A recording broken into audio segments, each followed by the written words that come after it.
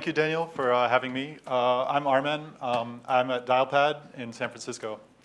And I'm going to talk today about using IP Anycast with SIP. And the scenario that I'm limiting this talk to is sort of just origination and termination topologies, where you have, in the origination scenario, an origination vendor IP, and you've got your proxy on the other end.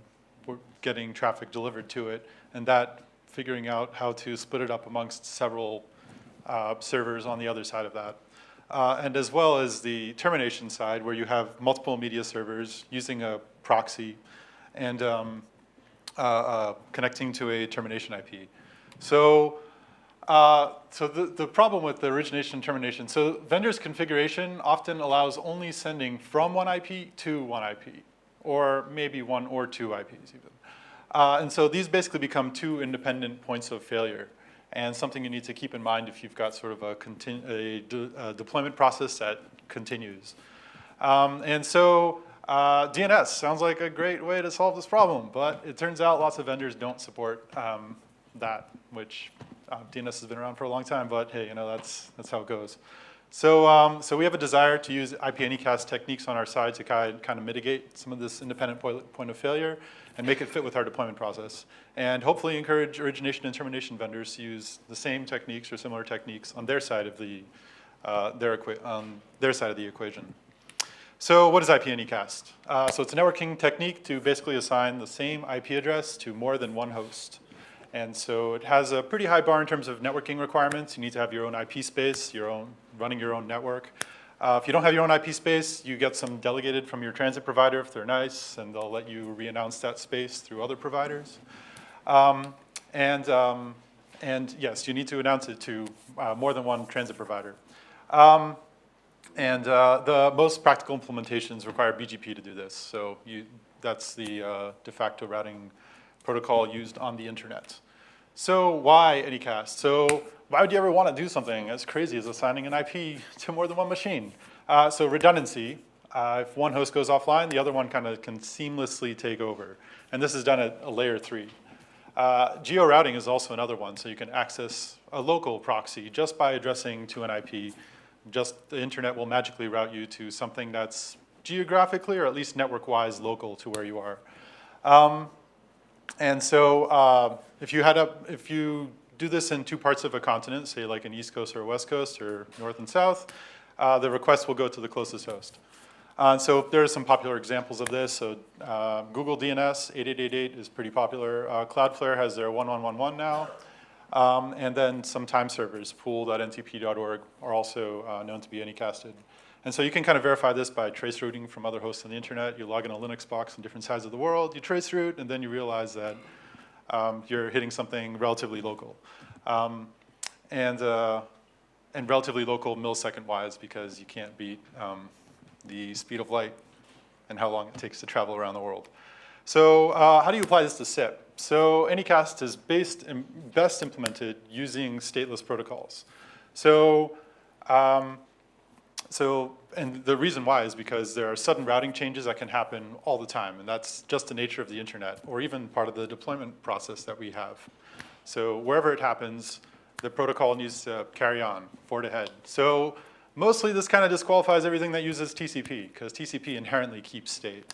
Although there is like a 2006 Nanog talk where some guys from Netflix went and did a lot of experiments and found that there was a pretty good amount of stability with using TCP with Anycast. But that was also 2006, so things may have changed. So even UDP protocols can have state, including SIP. So how can we use it statelessly?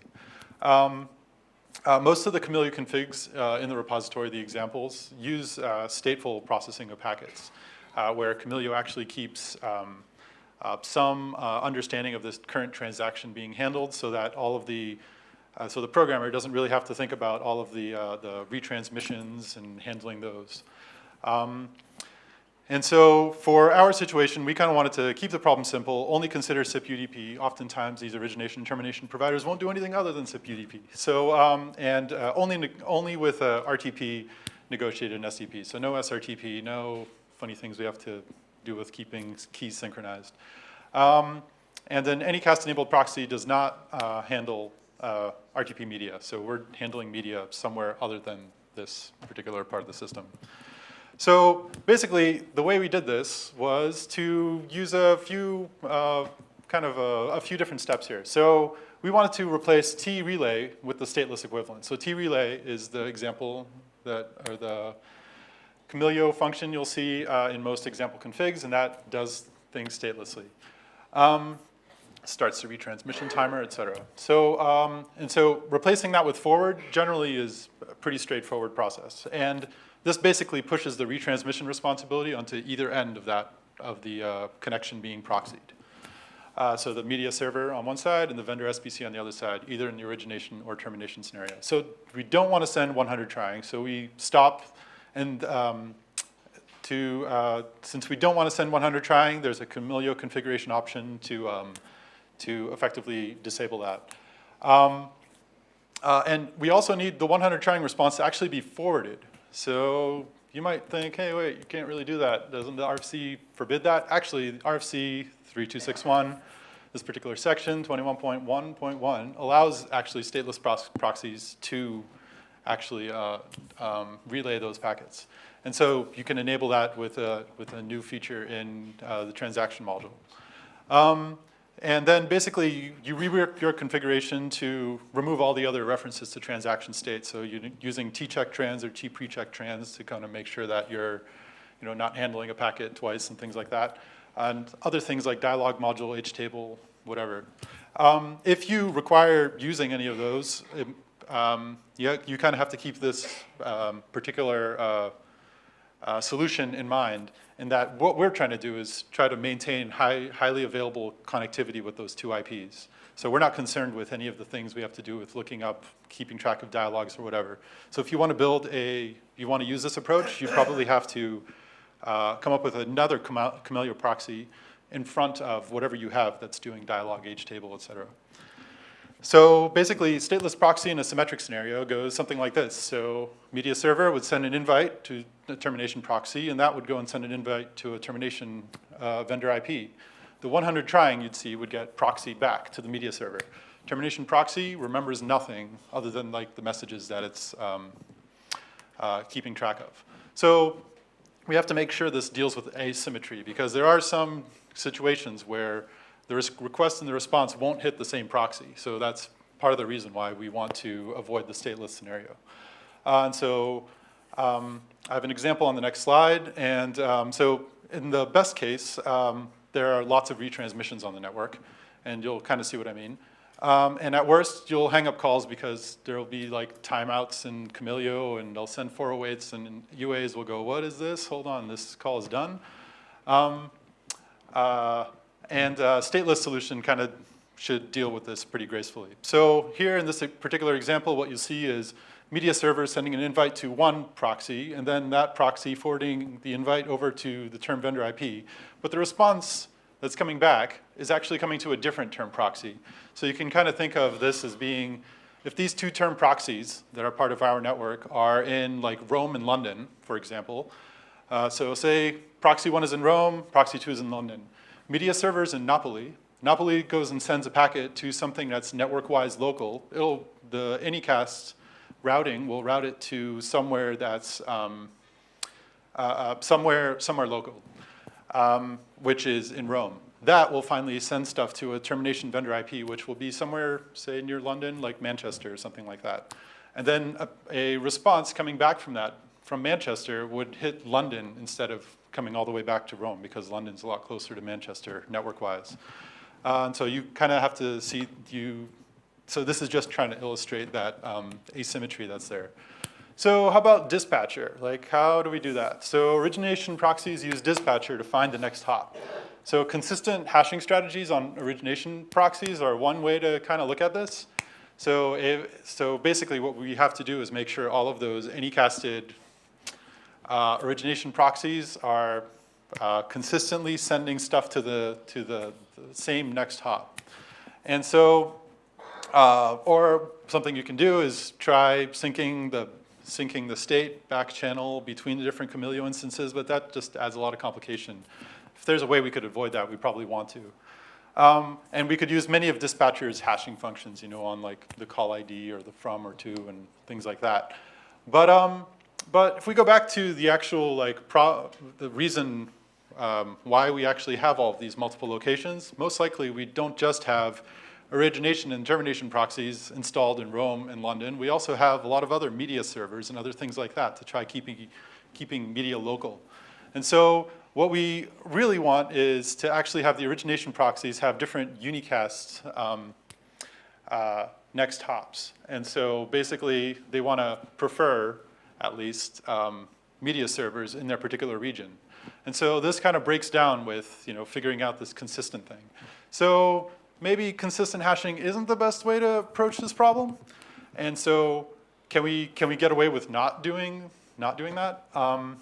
And so one way we've done this, or the way we've done this, is basically to have the initial call setup to actually be stateful. So what we want is the origination proxy will immediately respond to the origination's vendor's invite with a SIP100 trying before dispatching. And so we want to avoid that vendor retransmission timer from firing, because if there are multiple invites for the same call floating around the network, they could go to multiple proxies, which one then could be dispatching them to multiple servers. And so what we can do there is use the unicast IP. So we receive the packet on the anycast IP, but we forward it to the next hop on the unicast IP. And what this allows is for the media servers to basically respond back to the proxy on their unicast IP. And then once we've got the call setup part of that done, the remainder of the dialogue can be proxied statelessly. And so there's a few corner cases which I'll get into. And so this can, and so basically the stateless stuff basically can be done by manually adding record route to the Anycast IP in the response, and then have that go all the way back to the origination vendor's SBC. And so this allows already set up calls to continue to be proxied in sort of the, just like in the term proxy scenario.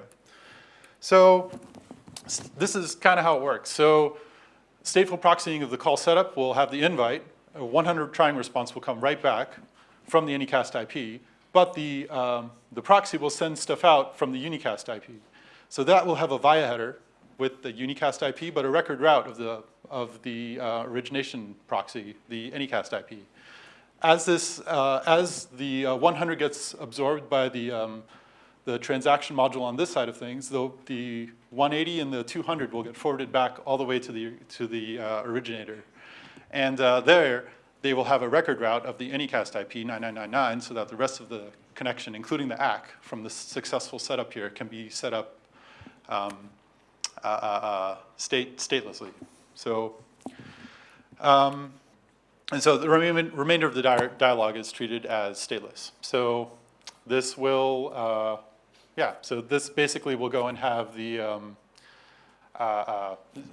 will proceed statelessly as in the term proxy scenario.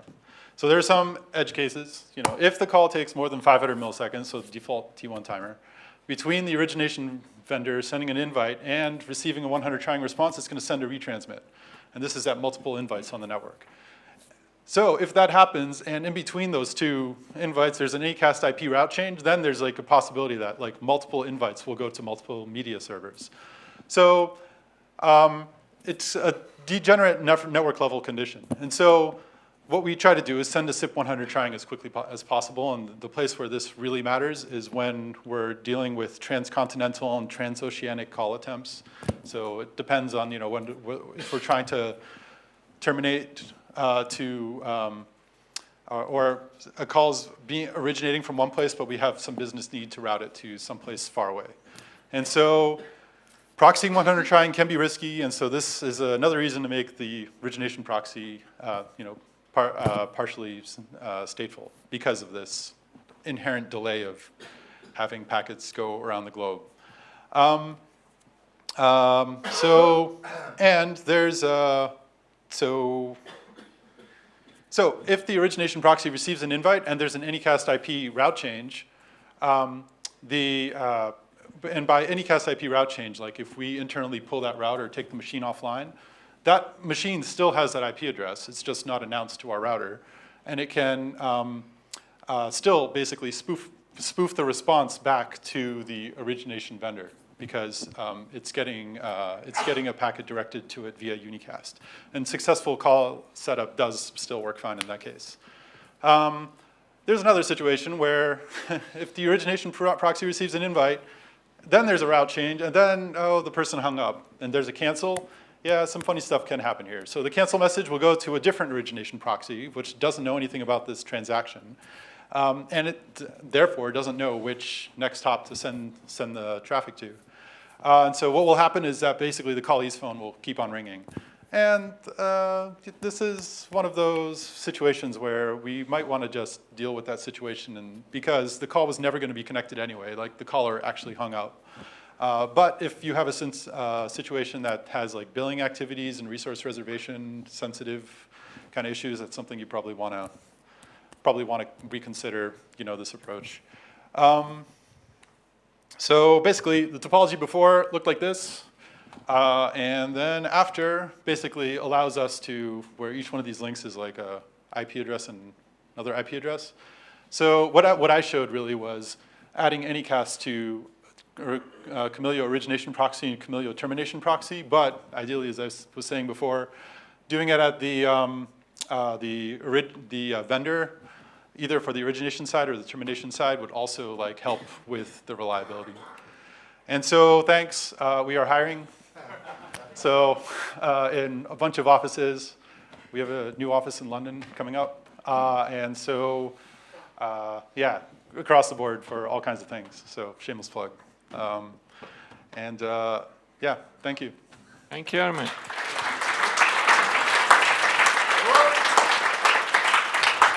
Question, I see a hand.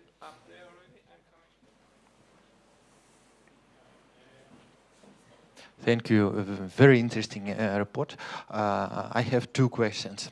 First question is next. You using backend proxies with stateless. They not connect states between. Why you use this strategy? Why not you can replicate between media servers states? Why not? The question is basically why don't we replicate the state of the transaction across multiple media servers? Oh, I see.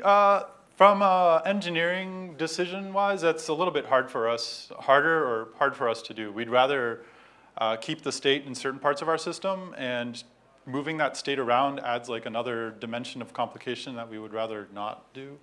So that was just a decision that we've made some time ago. I mean, it certainly is possible to like copy that stuff around, but at some level, if you're trying to really scale out everything, replicating all of that information, making sure it gets there in a reasonable amount of time can be a little complicated. Okay. And second question, Anycast solution can be implemented only via BGP, or we can use something else to implement this solution? So generally, there is a pretty high bar for like the networking requirements that you need. So you do need to run your own network, and definitely like I needed to work with our network engineering team to make this happen. Like I wasn't just able to talk to the routers and then all of the routers were able to converge the network pretty quickly to make the network, make one of my software agents start receiving packets. So, yeah, I don't have a better question, but we can follow up afterwards. Yeah, I think maybe Google is offering Anycast. I'm not sure as a cloud service, but anyhow, this is network layer. Yeah. Maybe one last question I have here. You have also a question, and then Jan, because he did the hard work. So I have first here, second, and then we go for the panel. Hey, Armen. Thanks for the presentation. Quick question. What happens in the scenario where you chose a origination proxy in one site, and for whatever reason something happens and you end up choosing a bad or a farther location for media servers, do you guys qualify that at all, or do you guys account for that, or just let it go? So generally speaking, that's basically at that point, that's a business decision. So what we're trying to solve here is just the availability question of having an IP that's responding to you and is actually processing a request and is not offline at any point. So like something is always handling your call. If there are some degenerate scenarios that go and send the call somewhere else to a different data center around the world, whatever it is, that's something that we need to address on like, the business logic of like what we're doing once we're processing the request. So. Okay, so Jan. Okay, so earlier in your talk you mentioned you're only doing UDP and RTP. So no TLS, no SRTP, no encryption. So so just to qualify, good question. The scenario that I'm talking about here is for origination and termination service to the PSTN. So not for connections to our clients. Okay. Like, yeah, WebRTC clients or SIP phones, that kind of stuff. So you're only using it for stuff that has no encryption anyways? Yeah. So right. So the PSTN is not secure by design, I suppose. And so having an extra leg of security out to the SBC there makes things a little bit more complicated. Or it adds complexity, but doesn't provide any benefit because beyond that, it's insecure. So. Okay. Okay. Thank you. So probably we can stop now. You can still chat with Armen because otherwise now it's going to be a short break because we need to bring chairs in the front for the panel.